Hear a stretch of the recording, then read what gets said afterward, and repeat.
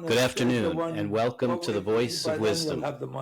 With over 60 years of experience as an investment banker, entrepreneur, investment analyst, genius economist, venture capitalist, and political analyst and strategist, Morty Davis is Wall Street and capitalism personified.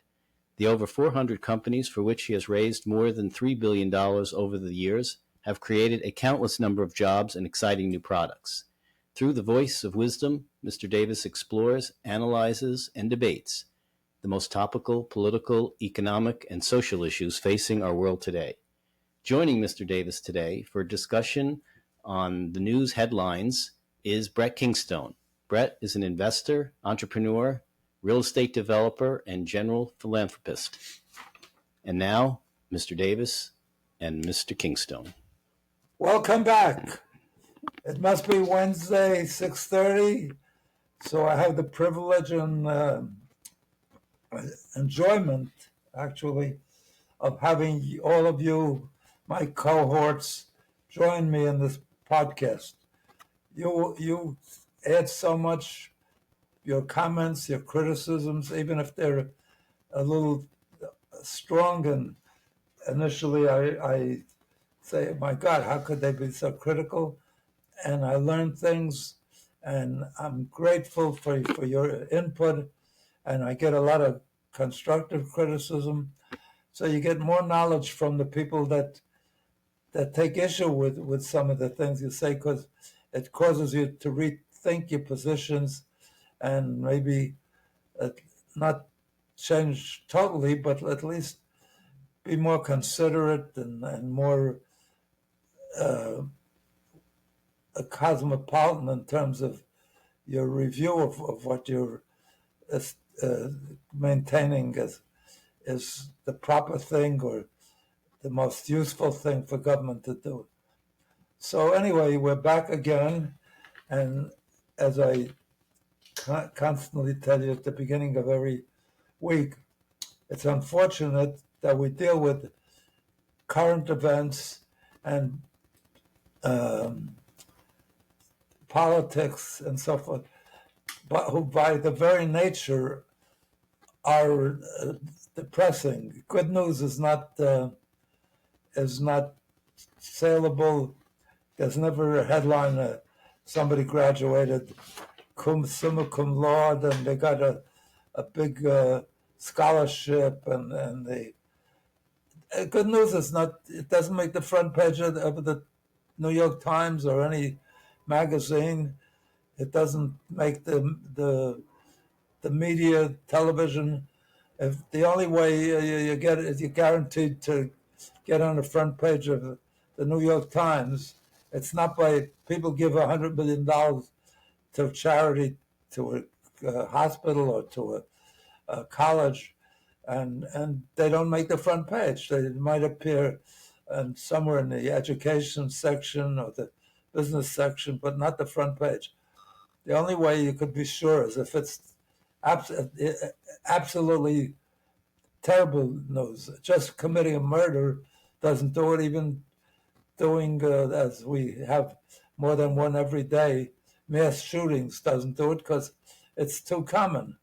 So if you want to be sure you're going to get a front page, you have to do a serial murder. And even then, there's so much of that going on in this country that you have to not only do a serial murder, but you have to put the bodies in the freezer and they find out you're eating the people you killed or something. It's got to be really sad and vicious, or it's got to be some country that's killing all their people horribly, genocide. So by the nature of what we discuss, it's depressing. So on that score, I have to apologize to you, but that's what people are interested. That's what sells newspapers. That's what sells media. So as a consequence, before we get into this, the nature of this program, which is inevitably depressing, even if you're on the right side of politics, you're depressed by the adversary that's being abusive and calling you all kind of names and says you're an idiot because you back Trump or because you don't back Trump. It's really become, there's families that have broken up. There's the divorces occurred because of disagreement about current events. So to deal with this, I wrote a book, but called, and it's on your screen now, Happiness Guaranteed or Your Money Back, Misery Back. And at the bottom of the cover, you can't see it, at least on my screen, it's not there. The bottom of the lower part of the cover says how to be happy no matter what. And I can't give you all of the book right now because it's 365 pages, 1 page of every day of the year.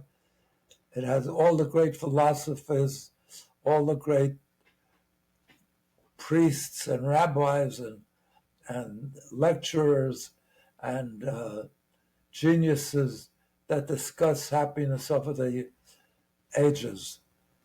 And, like one Manhattan bishop, his name was Steen, I forget it, am I pronouncing it right? He wrote a book that's great called The Power of Positive Thinking. And Dale Carnegie wrote the book Stop Worrying, Start Living, but tons of worthwhile books. As a matter of fact, interestingly enough, the most popular course at Harvard the last few years has been a course given by an Israeli on happiness. And it's so overwhelmed, the applications to attend that course, that there's standing room only, and not everybody can even get into the course. So it seems to be something that people are hungry for. And I wrote this book to deal with the issue for the benefit of my kids that I won't be around, to give them these words of advice that I gathered over the years, that I accumulated, that I learned. So, and not only for my kids, for my friends, for my community, for my fellow Americans, for my fellow human beings. I think it's very important. I wish we could all start to deal with the world to figure out how to make other people happy instead of being belligerent and then going to war. And it would be such a better world. But instead we find new and more effective ways to send 17-year-olds and to 20 years old, 25 years old. We draft them and on behalf of the country and send them out to kill other 17-year-olds and 20 years old and so forth, who are absent their government pushing them. They have no animosity to these other people, and they're given equipment each time that's more effective in killing more young people as quickly as possible and as many as possible.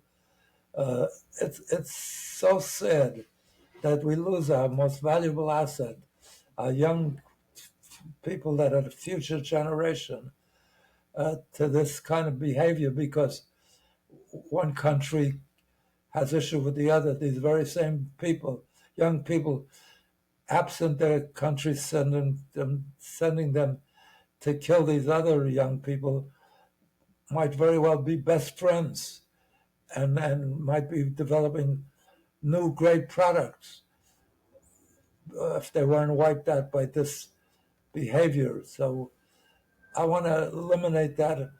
I want to eliminate all wars. I was pleased this week, the new Pope stated exactly what I believe, that the world should work to outlaw all wars. There's no purpose. There's no winner in the wars. The United States has been the most guilty since the end of the Second World War. No country has been in more wars, major wars, than the U.S. And without any reason. The Monroe Doctrine,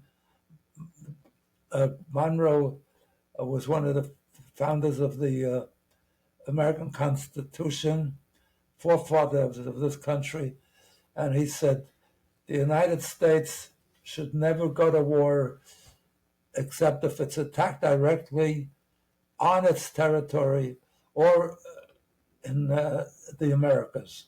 In other words, just to defend its own country or Central or South America, the Americas. Don't look to wars in Iraq or in Afghanistan or Vietnam. I don't know what we're doing there. There's no reason for us to be there. We lose so much blood and treasure. In Afghanistan, we lost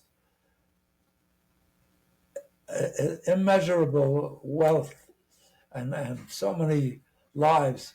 And we can't even count the losses because people don't realize the deaths that are reported and the injuries reported don't end with the end of the war.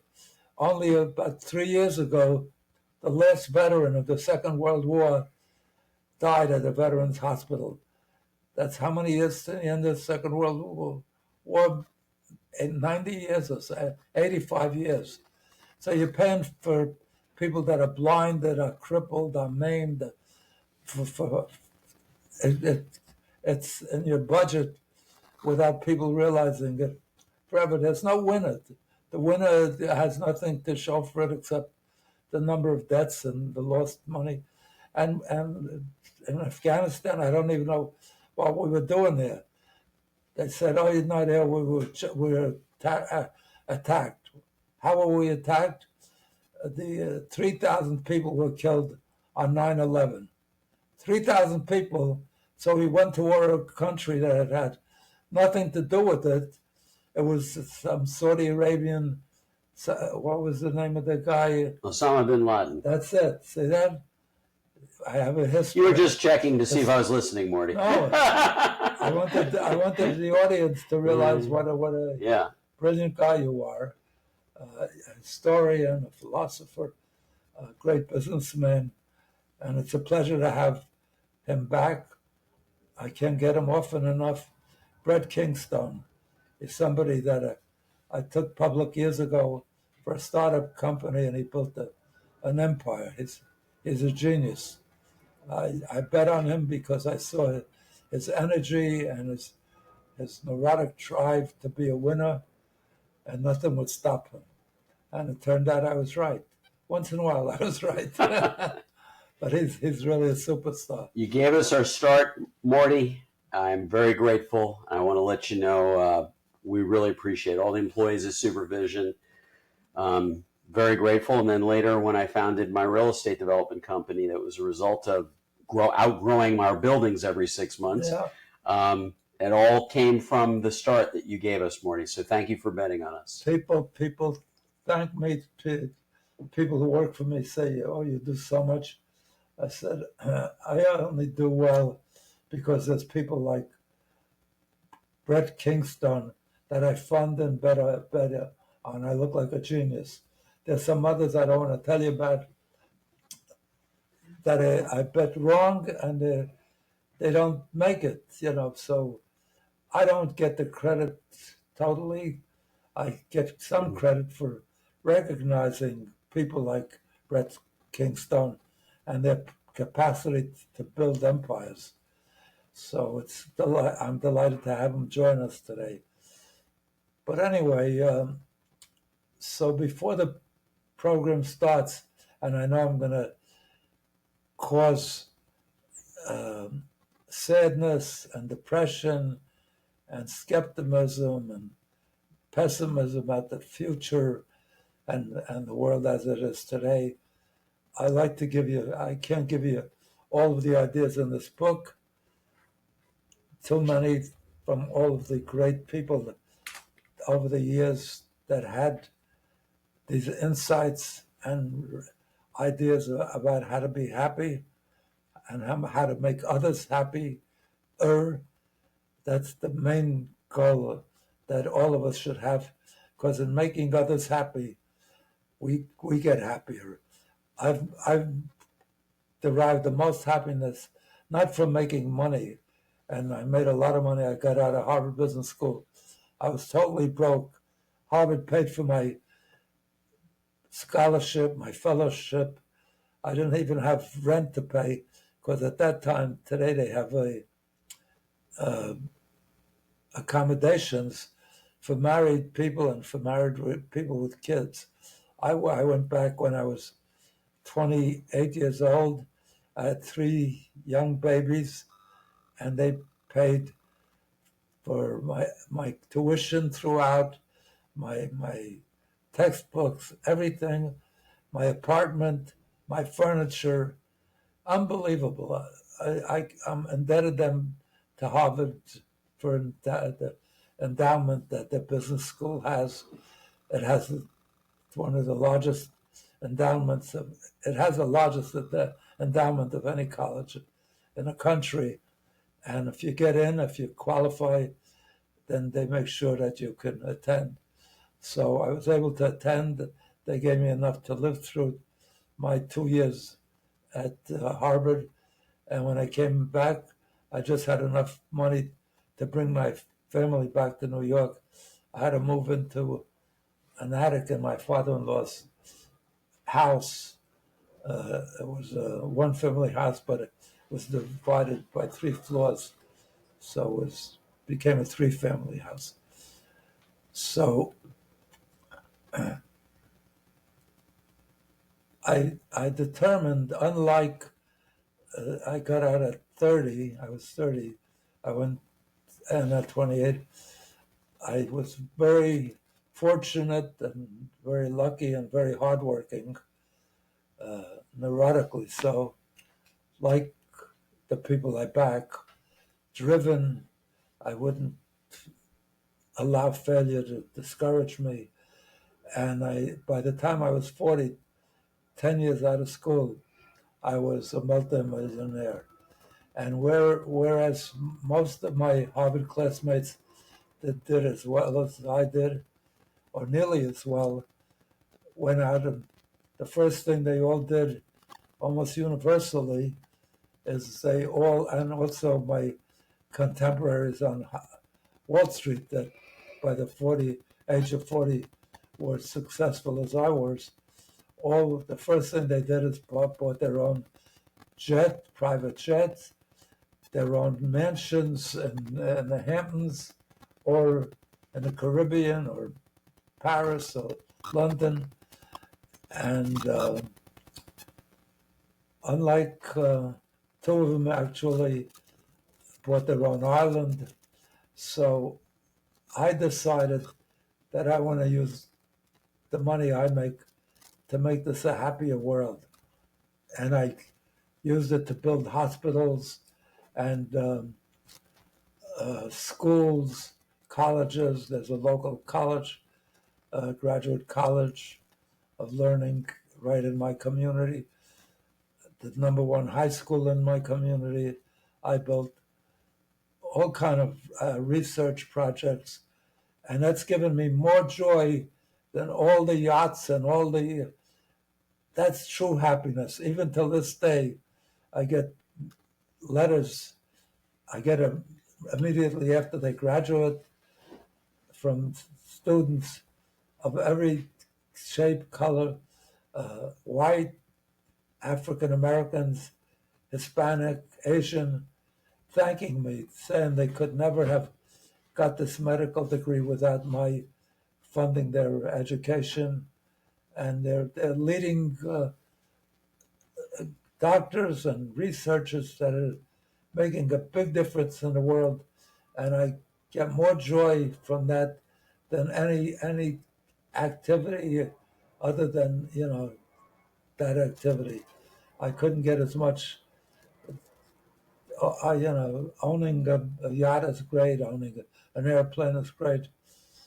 But it says in Pirkei Avos, in the teachings of our forefathers in Judaism, that the more possessions, the more anxieties.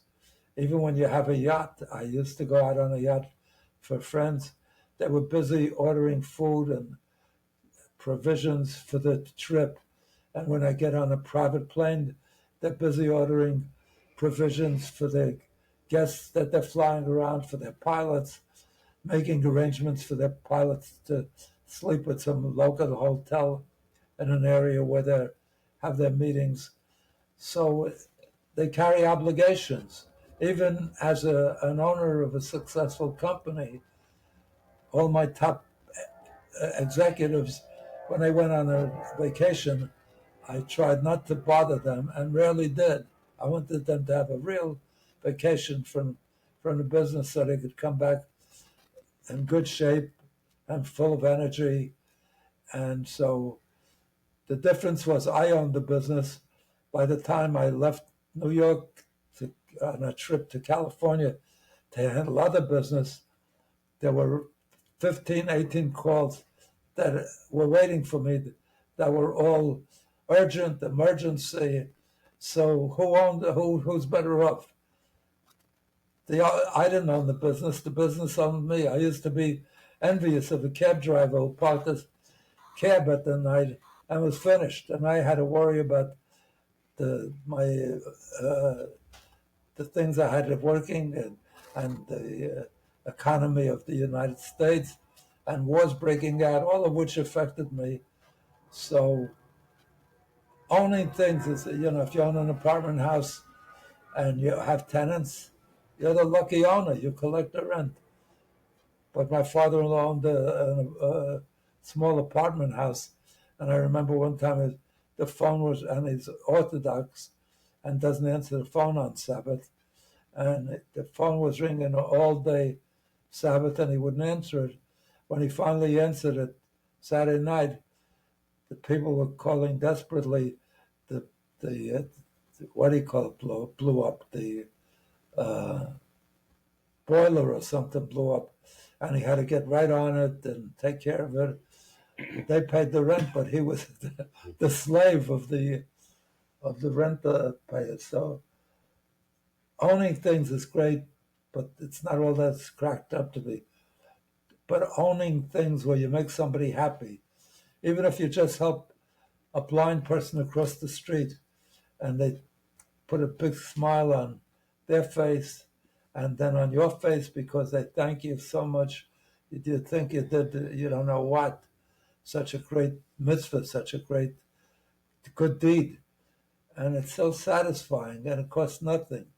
And when you give somebody a smile and make their day better, or you go to your best friend when he's gone through some trauma, some tragedy, and act as his advisor and his reassurer that things are going to be, the future is still great and don't get demoralized. And it's inevitable. I understand. My heart goes out to you. So you can be, and you should do that for yourself. Be your own best friend. Tap yourself on the shoulder and say, you did good, Morty. You helped others. You did, be proud of what you are. Be proud. In the Old Testament, it says, God made us in his image. Just from that alone, we should be so proud. We should hold our heads high and feel good and walk through life feeling great. And then, since we're so blessed, do good things for other people. There's nothing more rewarding in the long run, much more rewarding than material things. Material things people lose. They find out they're not as valuable. They get illnesses that deprive them of their most valuable assets, which is, people, I say, count your blessings as part of the secret of happiness. They say, what blessing? I just lost a ton of money in the stock market. I say, your blessings.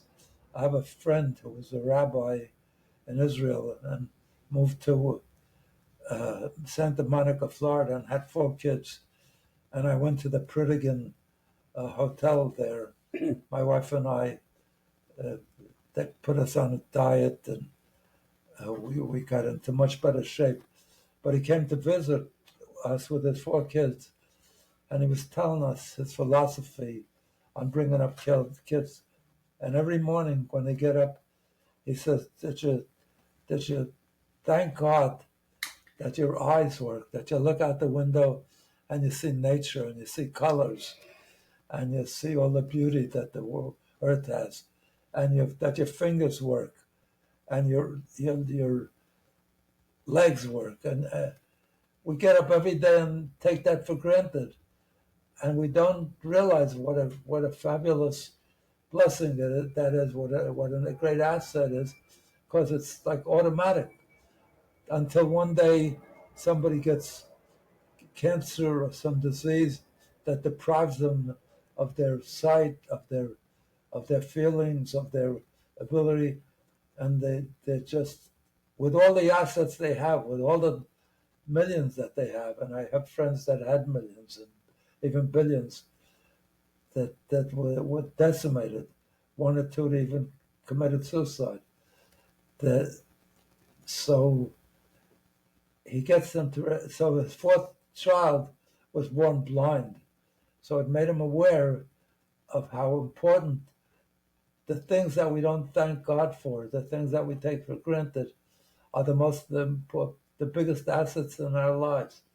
So if you get up every day and count your assets and thank God for your ability to see colors, to see nature, to have your fingers, all the vital things work, till you lose it. After you lose it, and if you never get it back, you never realize. But after you get it back, you realize all the assets, all the money, didn't make a difference. If your eyes work now, and your fingers work, and everything, you're like dancing on the stars, because that's what counts.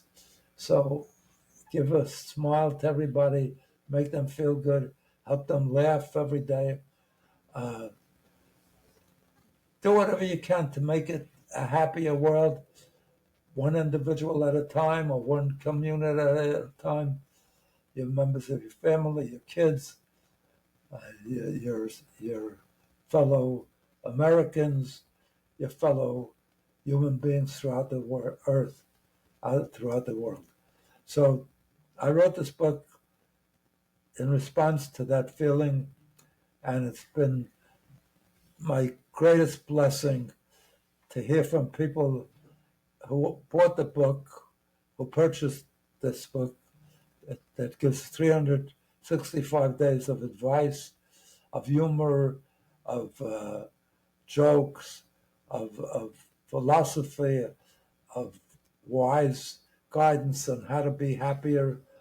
And I know for a fact, because people who received it as gifts or didn't even purchase it themselves or bought it themselves, get in touch with me. I don't even know how they get in touch with me. I guess they call a publisher or there's some way, and they tell me how much they appreciate the difference it's made in their lives. And I want to make that happen for every human being. So we're nice to each other, we cooperate with each other, we help each other, we make each other laugh and smile, make each other's every day happier than it might otherwise be. So before we start with the bad news of the week, which is inevitably what we report on, because that's the only news that makes the media that we read. No, I once had a group of young guys that came to my office with a business plan that was well written. Apparently, they paid something like $75,000 to have the business plan prepared, and it was well written and very impressive. But it was to report good news. And I went through the book, and as I read it, I said, it's interesting, but nobody would buy this newspaper or this media outlet that they're preparing, because it's not exciting. Doesn't set your emotions, So I turned them down, and the punchline is they never did get funded, because that's not what the world pays for. So I want to give you one idea before we start, at least one idea, because I can't do much more than that and not take up the entire time. The best idea I could give you is run out and buy this book yesterday or as soon as possible. I don't even keep the money. I give it to charity. So I'm not trying to push to get a lot of sales. But I want you to enjoy it and get the benefit. And I'm so sure you will benefit that if for some reason you don't, I'll give you the best deal you ever heard of. You know how on television they sell you supplements or drugs or something that they say if you're not happy with it, you can return it and we'll refund your purchase price, and you still can keep the drug which is a great deal. But nobody gives you a deal like I do. I'm so sure, and I've offered this, and nobody's taken me up yet on it. If you buy this book and you're not pleased or not satisfied that it's improved your life, then send me your purchase slip, or if you got it as a gift, get the purchase slip from the person who sent it to you, and I will give you not your money back and let you keep the book, but I will give you, if they paid $20 or you paid $20, I'll send you back $40. So you had it. I'm giving you happiness right there. But do me a favor, don't buy 40 books so you double 40 times $20 is $800. Break the bank, and Morty. you get $1,600. That's not kosher. That's not legitimate. But so far, nobody's taken me up on it. So there's evidence that people like it, and so that's the best way. But just for a quick way, one idea is to be the boss. You're the boss of your mind. You're the boss of what happens to you. Most things we think, and rightfully so, happen to us. But you don't let what happens to you dictate or control the nature of your life. You decide what you're going to focus on, what you deal with. You focus on how to overcome. And we all live long enough, we'll all have tragedies. It's impossible. And traumas. But make up your mind, you're the boss, and you're going to make yourself happy, and you're going to have positive thoughts, and you're going to think about the wonderful. When I go see my best friend, and he's gone through a major tragedy or something, I don't say like Solomon said, which is brilliant also, this too shall pass. Ultimately, everything passes. I tell them, I know how bad you feel. I know losing your parent or your mother or something. It's so hurtful. I've been through it. I know it. And my heart goes out to you. But remember, it's an event that happens. It's beyond your control.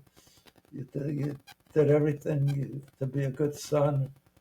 And you should look back on that relationship and enjoy it to the extent that you had your mother. But remember that you and I have a date. Last year we went to skiing in Vermont, and we had such a great time. And we were scheduled to go this year in October. And the future has a lot of exciting things that await us. So I understand Right now, you're going to be depressed. You're going to mope on it. You're going to. It's impossible not to be. But you will overcome this by the wonderful, optimistic things that you foresee in the future and will experience. So that's my advice to you. You're the boss. You make up you're going to be happy. As what's his name's book? Dale Carnegie wrote a book. Don't worry, be happy. Don't worry. We're crazy human beings. We focus on our disappointments, on our losses, on our adversities. If you go on vacation and you had a miserable time, you don't go back. And yet, with adversity, we go back in our mind, oh my God, what a disaster. I would have been as rich as Bill Gates if this didn't happen. Or if I stayed with that stock that I sold at 12, that is now 300. You know, don't look at the things that didn't go right, or just look to the future and be happy. And if you make up your mind, you're going to be happy and optimistic. If you think positive, then positive things will happen. So I insist. I care about you. I love you all. And I insist that you become your own boss. You're the manager of your own operation, of your own mentality. So make up your mind you're going to be happy and do whatever it takes, as long as it's legal. And you'll see positive things will happen. So, and if you don't do that, I love you so much. I'll come around to your house, to your work, and make sure that you focus on the future and you stay optimistic. And that's my best advice to you, other than running out and buying the book right away. So good luck. Have a great life. I love you all. And I will see you every Wednesday as long as I'm capable of visiting with you. So without further ado, be happy, stay happy. You're the manager of that operation, of your own operation. So don't let things that you can't change. You know, they say the past is history. You can't change it. It happened. It's over. The future is a mystery. So we don't know what's going to happen. So don't focus on maybe it's going to be bad. It's going to be this. Be optimistic and deal with the present. Make the present as happy as you can. And that's why it's called the present, because it's a present. You have this moment of time to use in the most effective way to make yourself productive, constructive, happy. And that's my advice to you. Now, without further ado, after you run out to buy the book, or you could wait till the program's over, I'm going to introduce you to Brett Kingstone, a young man who came to my office. He was hardly out of his diapers. He was so young. And I saw the drive that he had and the neurotic energy and urgency and commitment he had to be successful. I decided to fund him no matter what he was doing. Before he told me his project, and I funded his business plan, and to this day, he's made me look like a genius, because he had nothing really established yet, but just a good idea and a good business plan that he presented to me, and I backed him with all the money that he needed, and he's built an empire. So he went to the best schools. He went to Stanford University, at best, along with Harvard Business school, probably the best business school, the best entrepreneurial school in the United States and maybe throughout the world. But I only went there because the girls were pretty, Marty. That's why I went to California instead of Harvard. It doesn't matter. It doesn't matter what your motive was. You did a good thing, and it helped you a lot. Yep. And it's paid dividends, as has my attending. Your backing was more important than what I got at Stanford. Trust me on that one. Yeah. For the business. You made me look good because you succeeded, and people say, "Well, how did you back somebody who had no track record, no?" It's true. But you made me look like a genius. I was in a garage when I first met you, Morty. Little garage. Right. I got him out of the garage, and he's done great things in charity and in business and every which way possible. I admire him tremendously. You also inspired my donations to Israel, Morty. Yeah. What I did with the IDF and the Israeli Navy SEALs, the Shayet Ray, and all the buildings I donated to the IDF, it was all inspired by you. It's great in every way possible, believe me. Mm-hmm. So thank you for making me look good. Thank you, Marty. Thank you. Without further ado, now the argument starts. Let's get moving. we can start our fights now, Morty. He's strong-willed guy, and he sometimes disagrees with me. Or sometimes he agrees with me. Yeah. So I like to have him back because he makes for an exciting program. Disagreeing, and I have to fight with him all the time. But I learn a lot from him, as I hope you will too. So without further ado, why don't you launch? So we're going to mix this up this time. We're going to talk about 3 questions, and then we're going to jump to something we both recently realized we agree on is climate change, and a solution that I've invested in that probably the audience may be interested in. But the first question... Tell them how miraculous it is, because you're so right-wing. You never agreed with me on climate change, because in my view on climate change is even if it turns out to be a 10% probability, very small probability. Right. I have to do it because if it's for your children and grandchildren. Because if it does happen, I don't want to say I was remiss and I didn't deal with it when we could have stopped it at its inception and leave my children without a world to live in. Because if it's right that it's very dangerous, and I believe there's a good chance that it's possibly going to decimate sustainability of human life on Earth, then if it's wasted money, then I want to waste that money in that way to ensure that my kids have a world that survives and prospers. So, very briefly, let's talk about where we agree and where we differ up front. But why did you change your mind?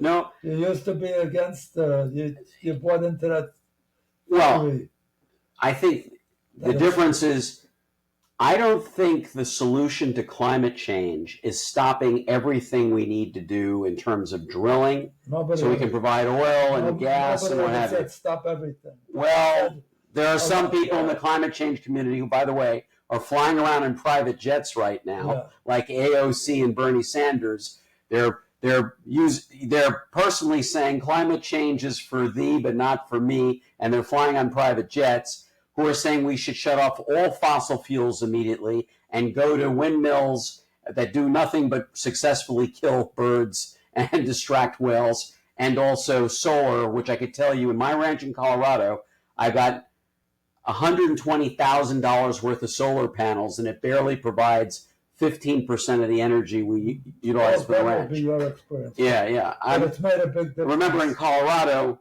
they're covered with snow 4 or 5 times a year, and at night they don't produce energy. Don't say it hasn't made a big difference in replacing fossil fuels. Well, to the extent that it's made a difference, it's helpful.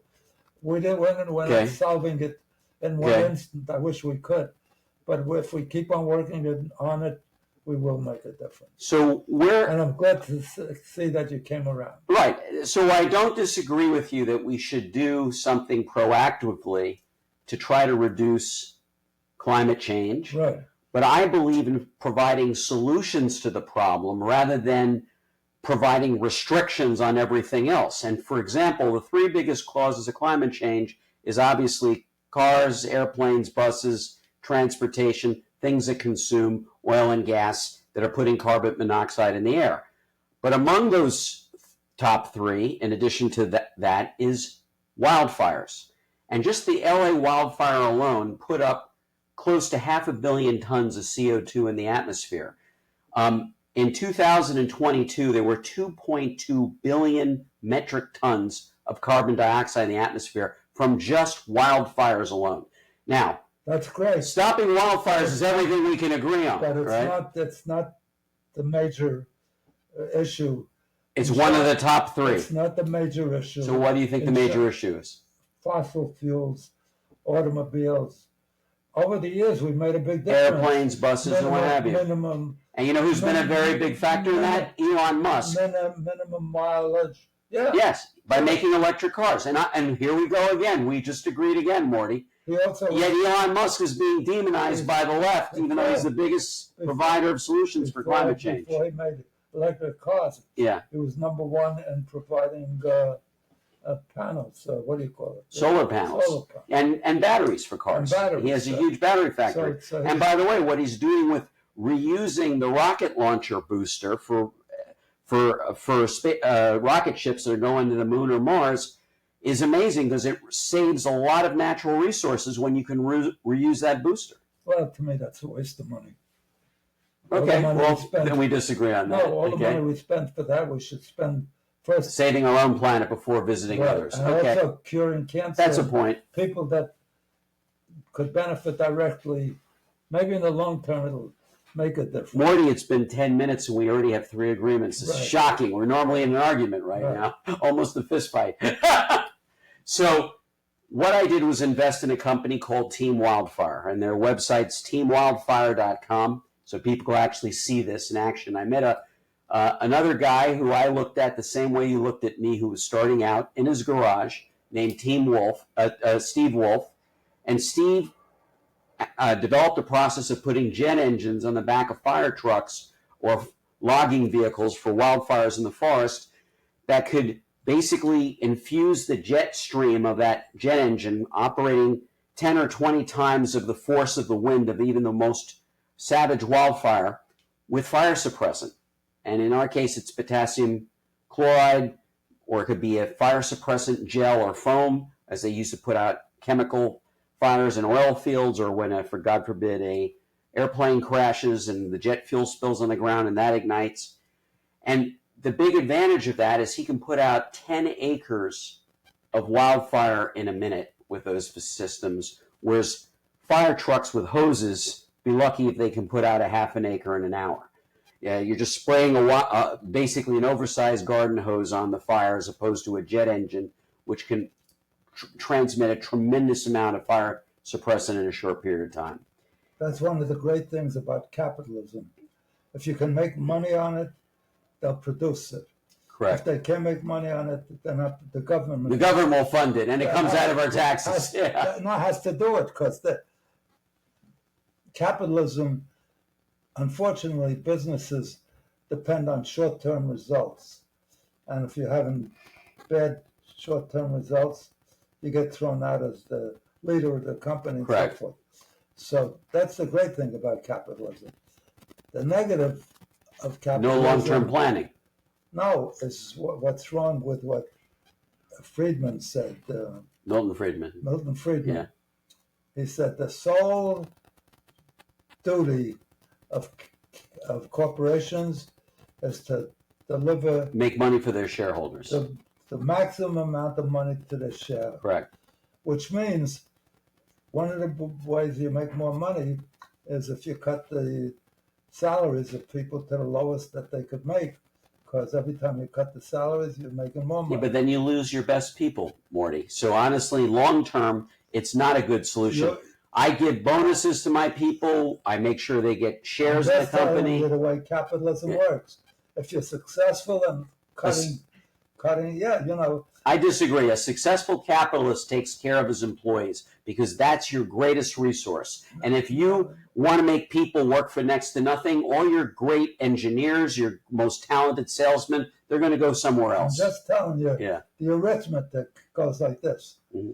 Maybe in the short term, but not the long term. Okay, but there's a lot of short term. Because if guys get fired because in the short term they don't deliver the results. My company's prospered because I richly rewarded my employees. I'm not taking that's good guys like you that care about other things than just delivering the maximum results. But I think you get the maximum results if you pay your employees well, and also you incentivize them by giving stock and equity in the company. I really do. The United States has gone from a wonderful theme by our forefathers in the what is it? The rights, the civil rights. No, the what? Bill of Rights. Bill of Rights. Bill of Rights. Okay. What? Declaration of Independence. No, I think he means the Bill of Rights. Yeah. All right, you can say both. Declaration of Independence and Bill of Rights. That says that this country should deliver to its people life, liberty, and the pursuit of happiness. That's the Declaration of Independence. Yeah. Was that the? All right. Okay. It's a good thing Leonard's here, you know, because I didn't even remember that. Okay. The truth is, we try to do that, follow our forefathers in doing life. We try to protect life, safety nets, and so forth. Liberty, we try to do that, free speech and everything. And the pursuit of profitability. It's not pursuit of happiness. Happiness is if you make the most profits. And that's the sad part. Greed has overwhelmed any idea of creating happiness for your people, for your this. But Morty, look how many successful entrepreneurs give back to the community. Bill Gates is just about to donate $200 billion to charity, and you and I are giving millions of dollars to Israel. The reason Why is that happening if it's only about greed, the reason Morty? You know it is because it's so rare. Okay. Most people don't. That's the sad part. So I do know that most... The whole time I know you, you were donating to Israel and to charities in the United States for cancer and everything. You and I are exceptions. But most people... We're Meshuggah, huh? Most people don't care about the employees. They don't care. How do I make more money? They're not reluctant to lay off their people if it produces more income. You know, what's his name? Ford raised the daily pay $5 a day. The wage, by production lines. $5 a day. Yeah. The rest of the industry went crazy. What are you, a lunatic? You're going to wipe us all out? No, instead he got the best assembly workers in the best company. No, he didn't do it for that reason. Tell me. He did it for a good reason. They said, what the hell are you doing? You know, we'll all so they can afford to buy my cars that I built. I got to give them enough money to buy a car. And also, he only made it in those days, in the old days, black cars. You can have any car you want as long as it's black. Any color. So wait a minute, but you know about the values. Not any car. Any color you want. As long as it's black. Right. Yeah. So you know the value of tzedakah, right? I really do believe that every time I give tzedakah, I get 10 times back. So charity. That's Hebrew for charity. Yeah. Yeah. I really believe it, and I've seen it. I remember when I was 2 steps out of the garage after you funded me, there was a guy named Henry Landworth, Jewish guy, Holocaust survivor, who had a tattoo on his arm, who started a charity called Give Kids the World. They're based in Orlando, Florida. Give Kids the World takes children with terminal illnesses and brings them and their family to Disney or Universal, and it's a village that they stay at, which becomes the greatest 2 weeks in the lives of people who suffered so much with a child who has a terminal illness or something where they know that it's a degenerative disease and they may not have the child very long. All right, so Morty, what we were just talking about is tzedakah, giving, the value of giving. So every time So I talked about Henry Landworth, who's a Holocaust survivor, had a tattoo on his arm from Auschwitz. He survived.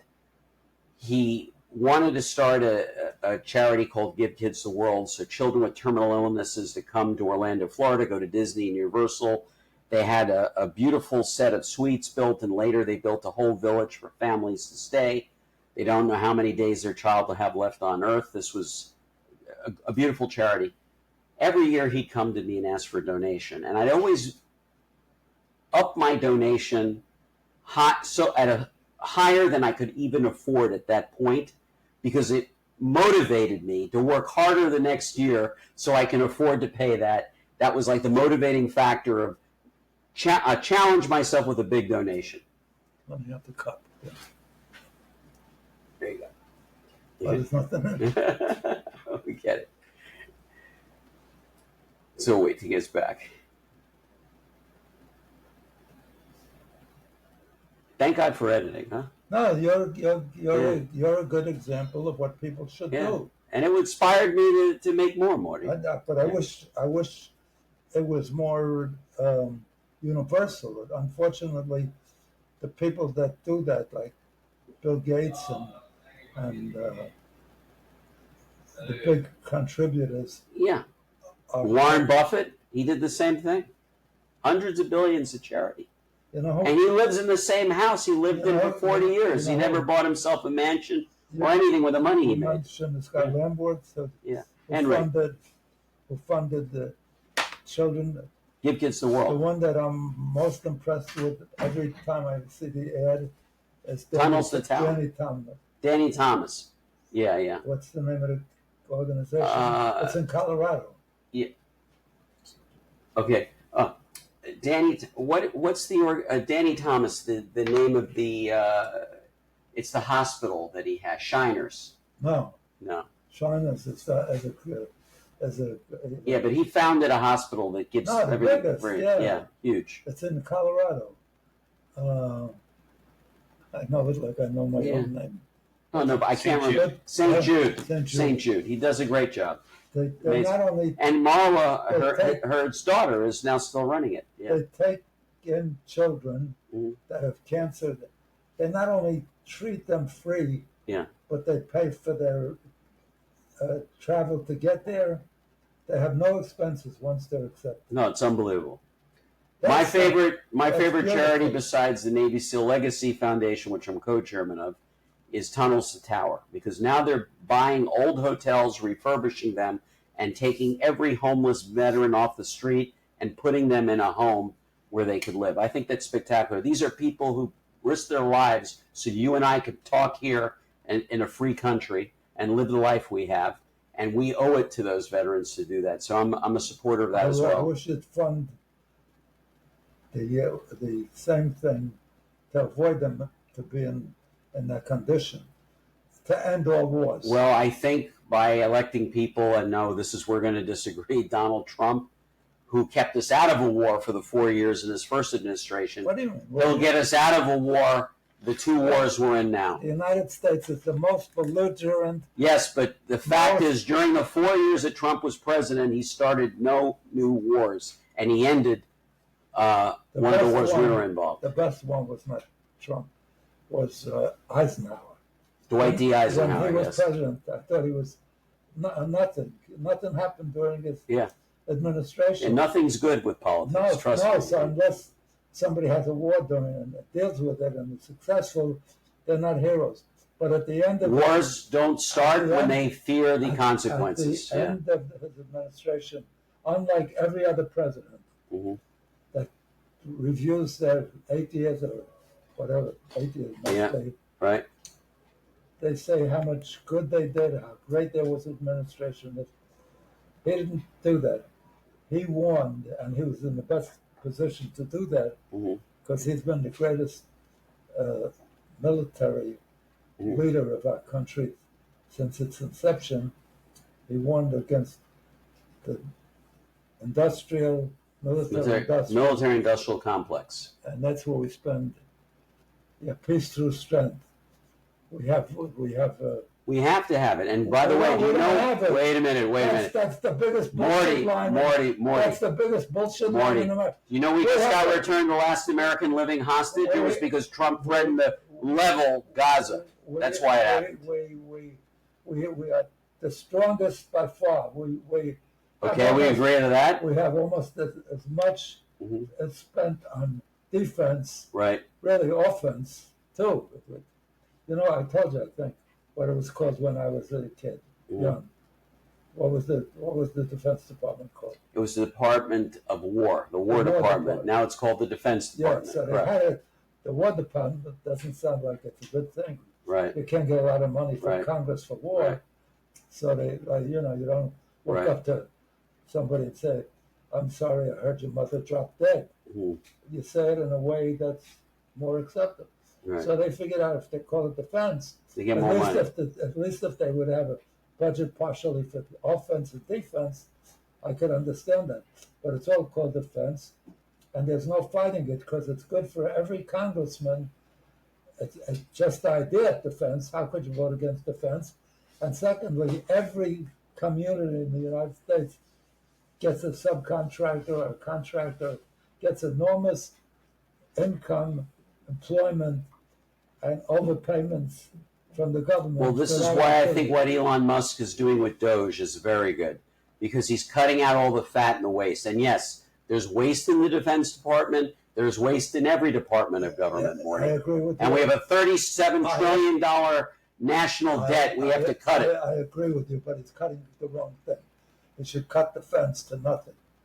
Nothing. And then what happens when Russia and China attacks us? When was the last time Russia or China attacked us?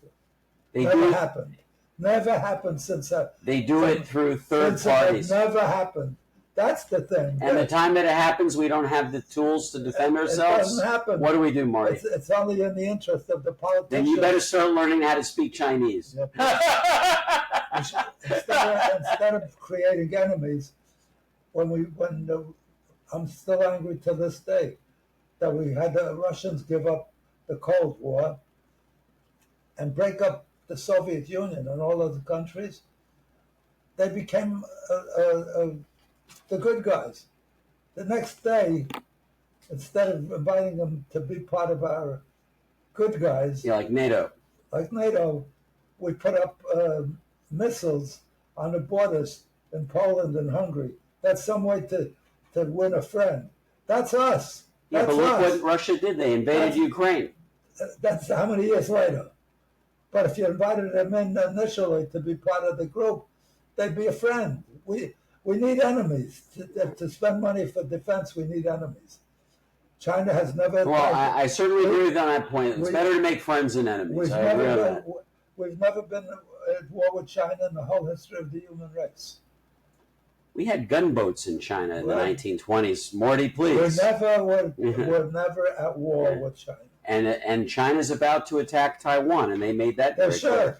Why should they? Because Taiwan was part of China. That's not our business. Chiang Kai-shek, who was the president of China, turned out to be a bum, and they threw him out. So he took part of China. And you think Mao Zedong was better? I don't say anything. Mao Zedong killed more Chinese than any other group of people in the world. I don't say anybody's better. Tens of millions of people he murdered. I don't say anybody's better, but Taiwan was always part of China. And it's you don't think communism is dangerous, Morty? No. You don't? No.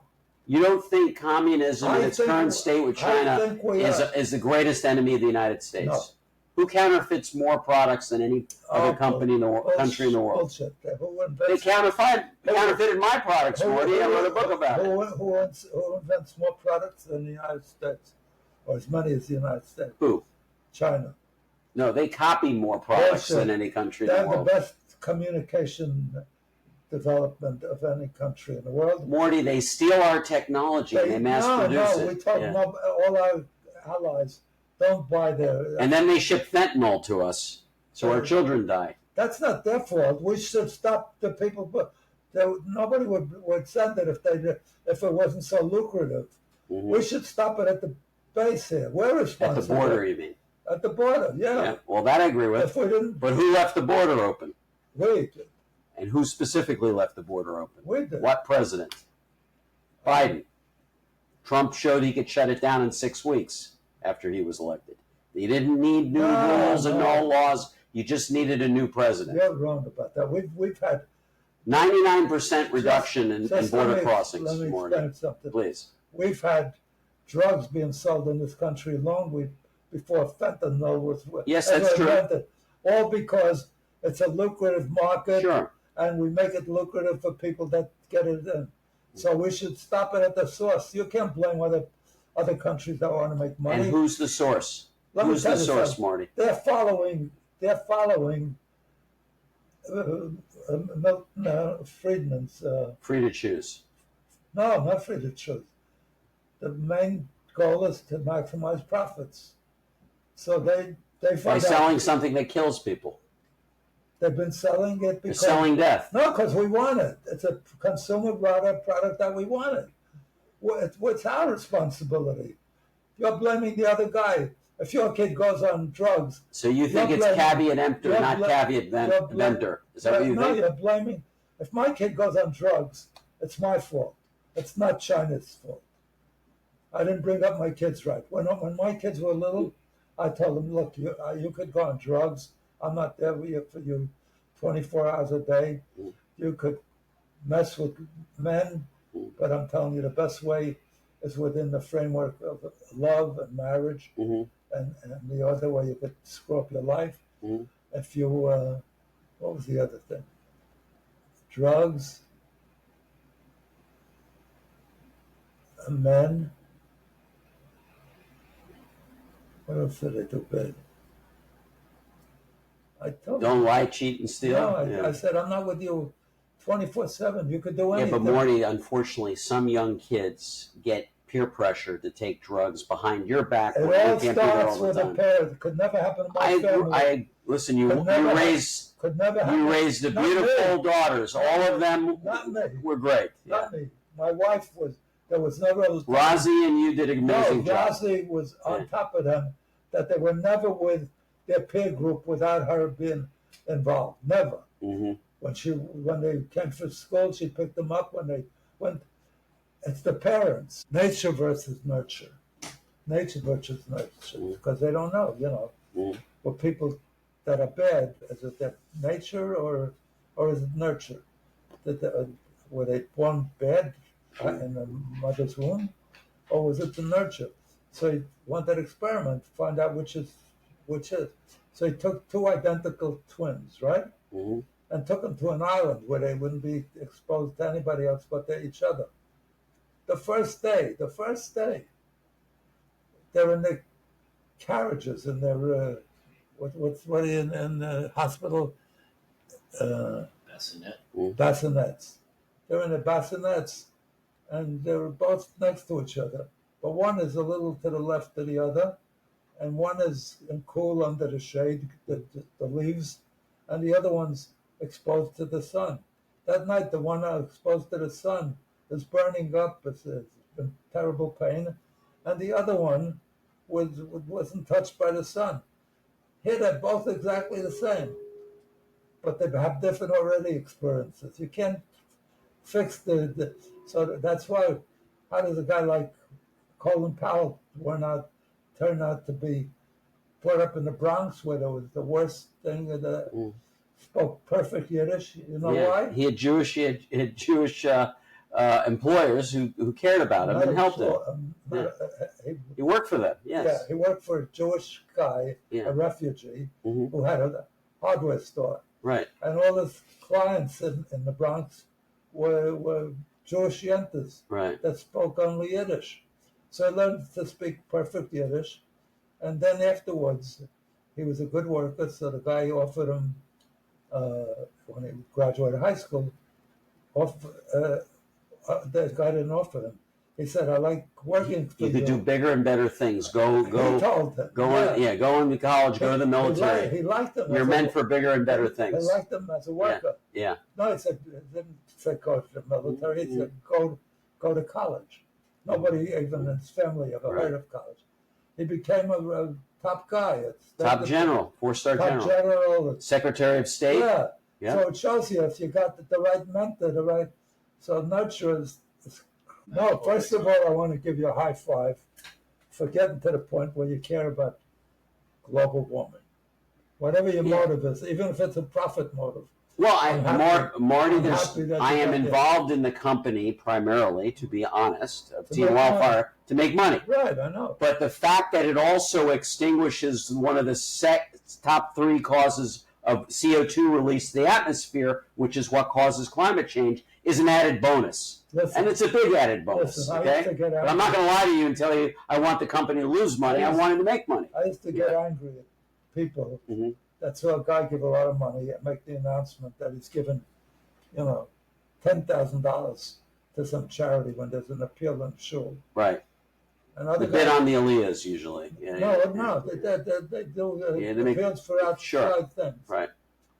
So that they used to tell me, nah, he's just a show off. He likes to make an announcement. Right. I said, I understand that, and I don't like the reason.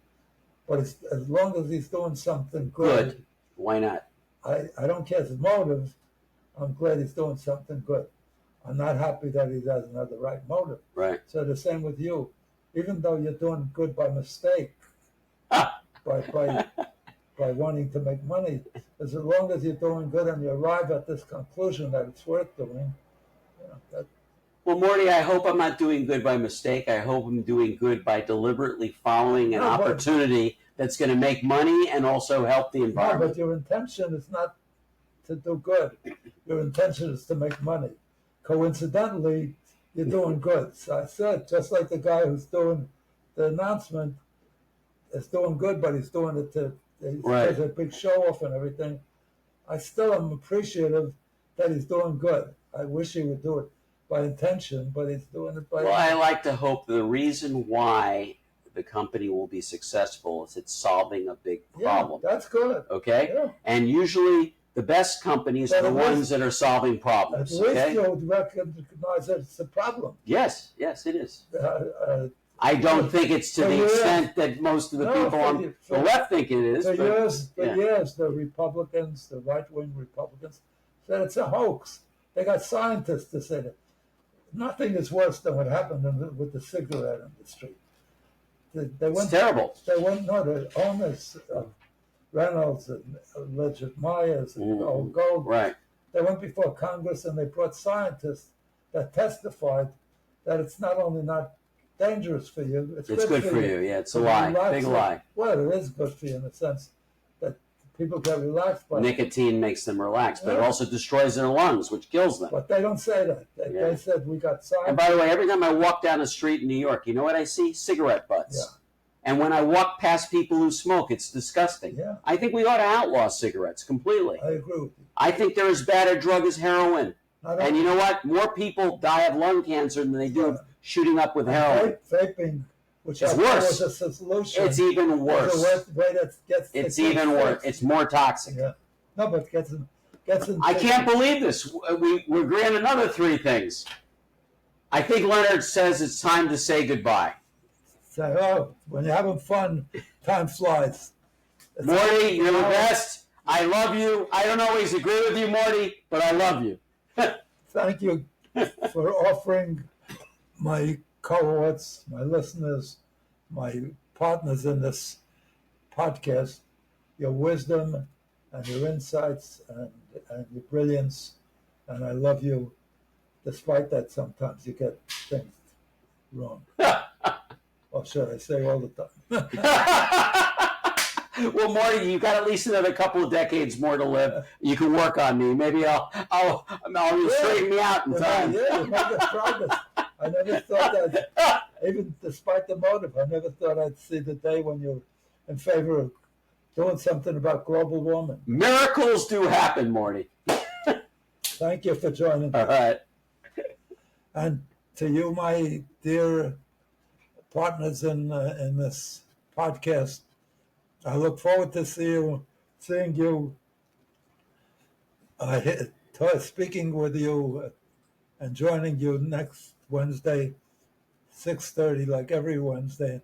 In the meantime, I want to wish you a wonderful day, a wonderful week, a wonderful every day of your life. May every day be better than the day before for you and all your loved ones. God bless you. I love you. Bye.